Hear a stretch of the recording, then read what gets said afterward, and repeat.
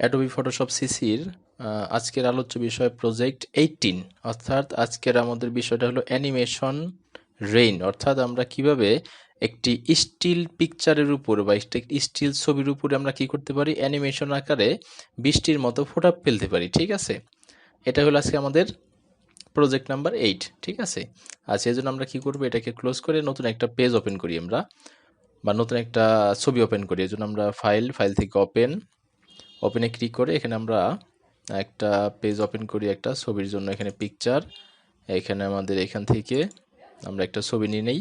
এখান থেকে সাপোজ আমরা যে কোনো একটা ছবি নিতে পারি। আমরা এর জন্য একটা ছবি আমরা ওপেন করলাম। এখান থেকে ওপেন করার পরে এটাকে আমরা একটু ব্রাইটনেসটা কমিয়ে দিই। আমরা এখান থেকে আমাদের ব্রাইটনেসটা কমানোর জন্য ইমেজ থেকে অ্যাডজাস্টমেন্ট, এখান থেকে আমরা ব্রাইটনেস আছে একটু কমিয়ে দিই। দেখেন ব্রাইটনেসটা কমিয়ে দিলাম, একটু বৃষ্টি যেমন পড়বে একটু অন্ধকার অন্ধকার এরকম থাকবে। আমাদের কন্ট্রাস্টটা একটু বাড়িয়ে দিলাম।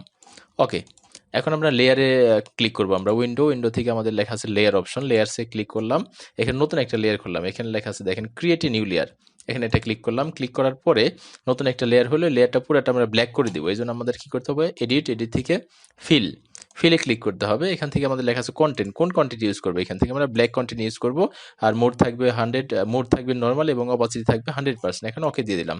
তাহলে পুরোটা আমাদের কিন্তু ব্ল্যাক হয়ে গেল। এখন যে কাজটা করতে হবে সেটা হলো ফিল্টার থেকে আমাদের নয়েজে ক্লিক করতে হবে এবং অ্যাড নয়েজ ক্লিক করতে হবে।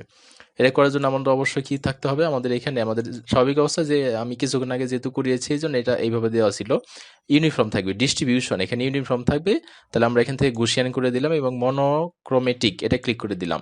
ক্লিক করার পরে এখানে অ্যামাউন্ট কি করতে হবে, আপনাকে 80 থেকে 90 ভিতরে দিতে হবে। ঠিক আছে, আমরা যেমন এখান থেকে আমরা 80 দিয়ে দিলাম। এরপর একটা ওকে দিয়ে দিলাম। ওকে দেওয়ার পর এটাকে ব্লার করতে হবে। এই জন্য আমাদের ফিল্টার থেকে ব্লার, এখান থেকে আমরা গসিয়ান ব্লার করে দিলাম। ঠিক আছে, গসিয়ান ব্লার এখানে আমাদের রেডিয়াস দেবো 1.0। ঠিক আছে, 1.0 দেওয়ার পর একটা ওকে দিলাম। এরপর আমরা আবার যে কাজটা করবো, ফিল্টার থেকে ব্লার থেকে লেখা আছে মোশন ব্লার কাজটা হলো যে বৃষ্টিটা কোন দিকে পড়বে, যে উপর থেকে বাম দিকে পড়বে না উপর থেকে সোজা নিচ দিকে পড়বে না উপর থেকে ডান দিকে পড়বে। যেমন আমরা উপর থেকে হালকা একটু বাম দিকে আমাদের অ্যাঙ্গেল করে বৃষ্টিটা পড়বে। ঠিক আছে, আমরা এখানে ডিস্টেন্স দিতে পারি, অর্থাৎ একটা ফোঁটা থেকে আরেকটা ফোঁটার ডিস্টেন্স কতটুকু, এখানে 10 আছে, এখানে আপনি বাড়িয়ে দিতে পারেন। ঠিক আছে, অর্থাৎ ঘন বৃষ্টির ফোঁটাটা খুব ঘন পড়বে।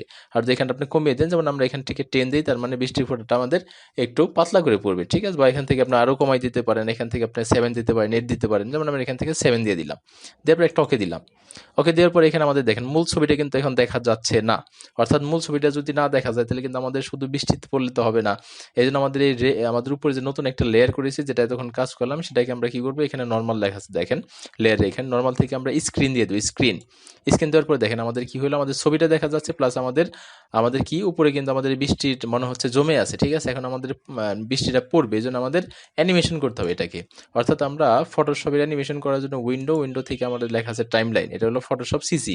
যদি আপনি নর্মাল ফটোশপ 7, ফটোশপ 8 করেন, সেক্ষেত্রে আমাদের এই ফাইলের ভিতরে ইমেজ রেডি নাম একটা অপশন থাকে, ইমেজ রেডি। তো আমরা সেটার মাধ্যমে করতে পারি। তাহলে আমাদের এখানে সিসি ভার্সনে কি আছে, উইন্ডো থেকে টাইমলাইন, এটার মাধ্যমে যাবতীয় অ্যানিমেশন করতে পারি। আমরা ক্লিক করলাম, এখানে ক্লিক করার পর এখানে দুটো অপশন আছে, একটা হলো ক্রিয়েট ফ্রেম অ্যানিমেশন আর হলো ভিডিও টাইমলাইন। এটা ভিডিও না, আমরা একটা পিকচার থেকে অ্যানিমেশন করবো। তাহলে ক্রিয়েট ফ্রেম অ্যানিমেশন ক্লিক করলাম, এটার উপরে একটা ক্লিক করলাম। ক্লিক করার পরে এটাকে ছবিটাকে আমরা মিনিমাইজ করবো, এই জন্য জুম টুল ক্লিক করলাম এবং আমরা এখান থেকে মাইনাস এবং এটাকে ছোট করে দিলাম। একটু ছোট করে দিলাম। ছোট করার পরে মুভ টুল ক্লিক করলাম এবং আমাদের উপরে যে লেয়ারটা, অর্থাৎ নিচের যে লেয়ার আছে, নিচের লেয়ারের কোনো কাজই নেই।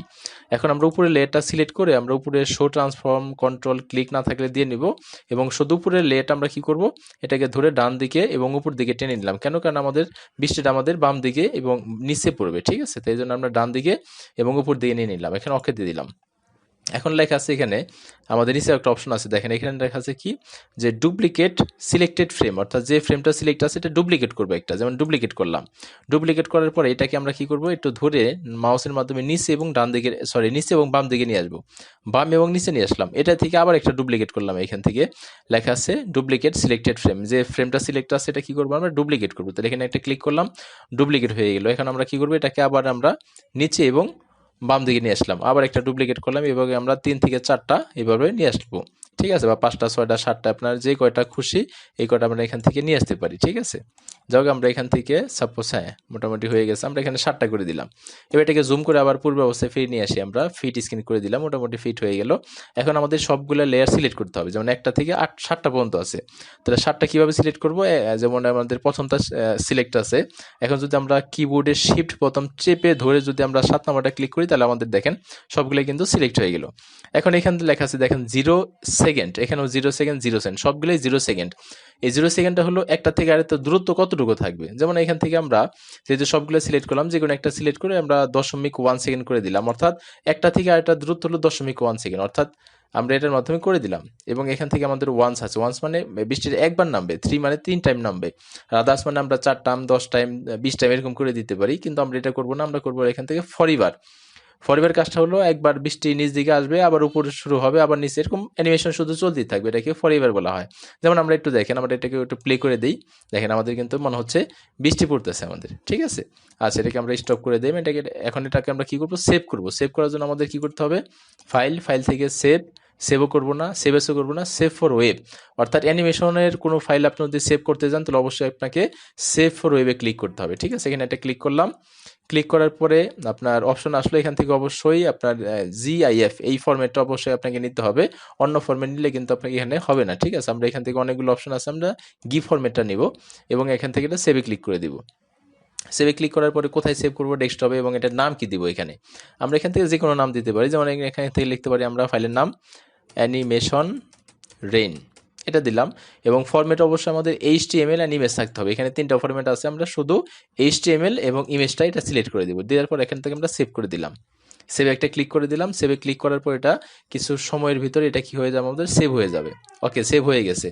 এখন যদি আমরা এটাকে এই যে আমাদের অ্যানিমেশন রেইন নামে সেভ হয়ে গেছে, এখন যদি এটাকে আমরা ওপেন করি, যে কোনো একটা ব্রাউজার ওপেন করলেই হবে, যেমন আমরা গুগল ক্রোমে ওপেন করি, দেখেন, বা যে কোনো একটা মানে আপনার একটা ইমেজ ওপেন হয়, ইমেজ অ্যানিমেশন সাপোর্ট করে এরকম একটা ইমেজ ভিউয়ারও আপনি এটা কি ওপেন করতে পারেন। আমরা যে কোনো একটা ইন্টারনেটে যে কোনো একটা ব্রাউজার এটা ওপেন করলাম। ঠিক আছে, এখন দেখেন কিছুক্ষণের ভিতরে এটা আমাদের ওপেন হবে এবং এটা রেইন অ্যানিমেশনের মতো দেখা যাবে, অর্থাৎ একটা ছবির উপরে দেখা যাবে যে বৃষ্টি পড়তেছে। ঠিক আছে, এরকম বোঝা যাবে। তাহলে আমাদের দেখেন, এই দেখেন একটা ছবি দেখেন আপনি, এটা কিন্তু মনে হচ্ছে যে বৃষ্টি পড়তেছে। ঠিক আছে, এরকম আপনি কি করতে পারেন? যে কোনো ছবির উপরে আপনার অ্যানিমেশন করতে পারেন। যেমন আমাদের ফুল ছবিটা দেখা যায়, এটা জুমটা ছোট করতে হবে, এখানে ক্লিক করলাম, ক্লিক করার পর 100% জুম আছে, এটাকে ছোট করে দিলাম, দেখেন আমাদের এখন কিন্তু পুরো ছবিটাই দেখা যাচ্ছে এই যে এখানে। ঠিক আছে, অর্থাৎ এইভাবে যে কোনো একটা ছবির উপর আমরা কি করতে অ্যানিমেশন করতে পারি, অর্থাৎ বৃষ্টির মতো করে, বা অনেক সময় বিভিন্ন টাইপের অ্যানিমেশন করা যায়, তো এটা আমরা করতে পারি। ঠিক আছে, তো আশা করি সবাই ভালো মতো বুঝতে পারছেন। তো বেশি বেশি প্র্যাকটিস করতে হবে, এটা প্র্যাকটিস না করলে মনে থাকবে না। ওকে, ধন্যবাদ।